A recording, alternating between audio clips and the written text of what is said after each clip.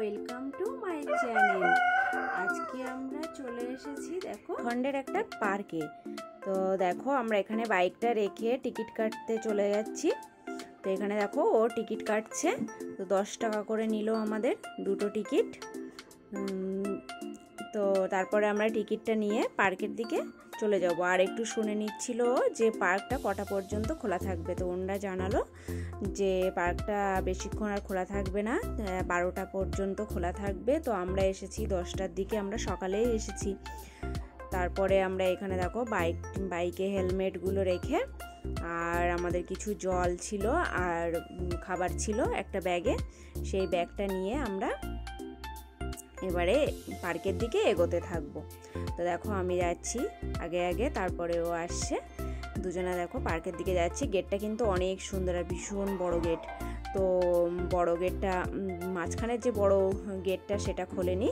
তো ওরা বলছিল যে ওরা বললেন যে এখানে বিকালে গেটটা খোলা হবে, তো তার জন্য আমাদের এই ছোট গেটটা দিয়েই যেতে হলো।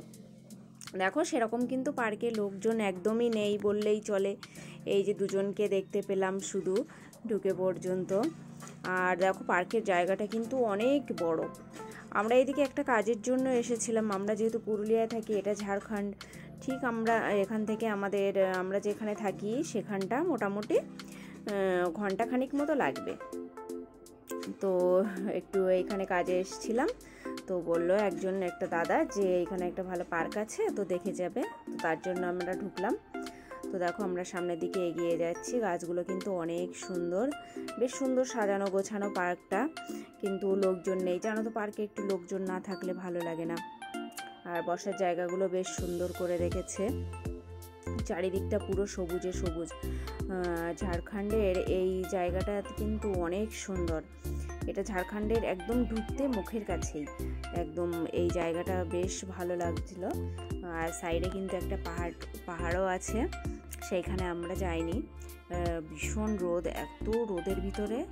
তো তার জন্য দেখো আমি কিন্তু সানগ্লাসই পরে আছি আর খুলছিই না। এত কষ্ট, মানে গরম হচ্ছে আর হাওয়াটাও যেন হচ্ছিল না ওই টাইমটায়। তো আমরা সামনের দিকে একটু এগিয়ে যাচ্ছি। তো দেখো একটা গাছতলা আছে, আর এই যে দেখো ঝাউ গাছ। তোমরা কি কখনো এই ঝাউ গাছের ফুলগুলো দেখেছো? আমি কিন্তু এই প্রথমবার দেখলাম, আমি কখনোই দেখিনি। তো কে কে দেখেছো বা না দেখেছো একটু কমেন্ট করবে প্লিজ। তো দেখো এখানে কিন্তু প্রচুর গোলাপ ফুটেছে। এটা মানে শীতের শেষের দিকে, তো তার জন্য এইখানে কিন্তু অনেক গোলাপ দেখো ঝরেও গেছে, আবার কিছু কিছু ফুটেও আছে। আমার জামাটা কিন্তু বেঁধে গেল গোলাপ গাছের কাঁটায়। দেখো একদম পুরো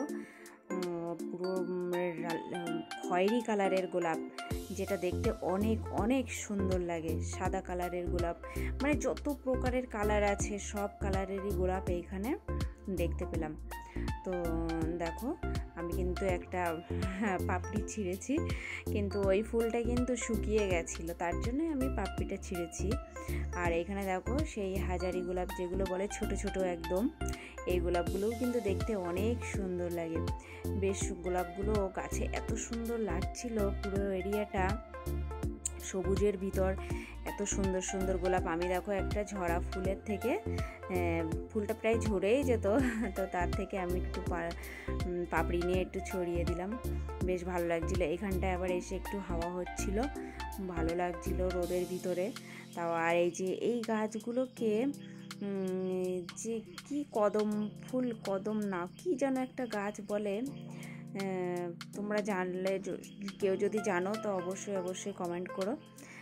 গাছগুলো বেশ সুন্দর ছাওয়া দেয়, অনেক দেখতেও সুন্দর লাগে। গাছটার দারুণ কাটিংও করা যায়। আর এই ঝাউ গাছের ফুলগুলো দেখতে আমার খুব ভালো লাগছিল, তাই আমি বারবার দেখাচ্ছিলাম। অনেকেই আছে ঝাউ গাছের ফুল দেখেনি, তো তোমরা দেখে নিও একটু ঝাউ গাছের ফুলগুলো। আর দেখো সাইড দিয়ে রাস্তাটা কিন্তু অনেক সুন্দর, এখানে সুন্দর সুন্দর রিল বানানো যায়। তো আমি কিছু রিলও বানিয়ে নিলাম এইখানটায়। আর দেখো আমাদের এই যে জলের ব্যাগটা নিয়ে ওইখানটায় আমি ব্যাগটা রেখেছিলাম, রেখে তারপরে ভিডিওটা করছিলাম। আর দেখো এই গাছটায় কত সুন্দর সুন্দর ফল হয়েছে, ফলগুলো কিন্তু অনেক সুন্দর দেখতে, লাল লাল, কোনোটা অরেঞ্জ।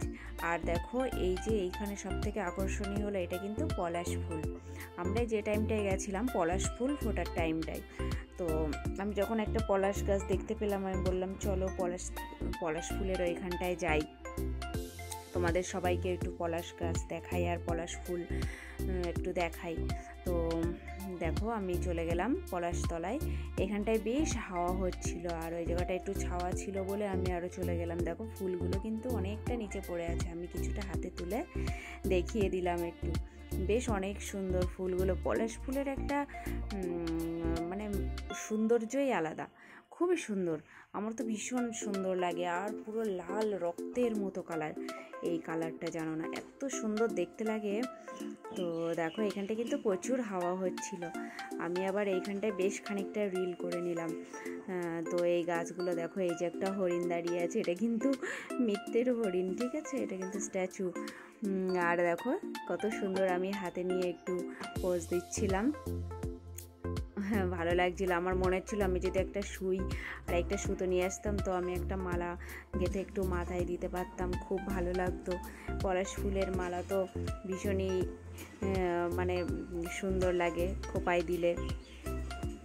আর আমাদের এইদিকে বিশেষ করে কলকাতার সাইডে একদমই তো এই ফুলগুলো তো দেখাই যায় না, বাজারেও দেখা যায় না সেরকম, মানে খুবই দুর্লভ একটা জিনিস। তো তার জন্য আমার ভীষণই ভালো লাগছিল, তাই আমি একটু পলাশ ফুল সম্পর্কে একটু বলছিলাম। ফুলের কাটিংটা দেখো কত সুন্দর, একটু অনেকটা সেই বকফুলের মতো, বকফুল ভাজার যে চপ খেতে হয় ঠিক ওই টাইপেরই। তো এখানে দেখো খোপাই দিলে কিন্তু অনেক সুন্দর লাগবে।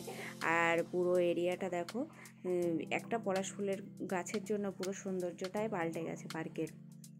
আর এখানে দেখো আমি একটু গাছে হেলান দিয়ে দাঁড়িয়ে আছি আর ওই একটু ছবি তুলছে আমার। আর তারপরে দেখো আমরা এবারে বেরিয়ে যাব পার্ক থেকে, আমাদের টাইমও হয়ে গেছে। তো সবাই ভালো থাকবে আর প্লিজ সাবস্ক্রাইব করে দেবে। বাই।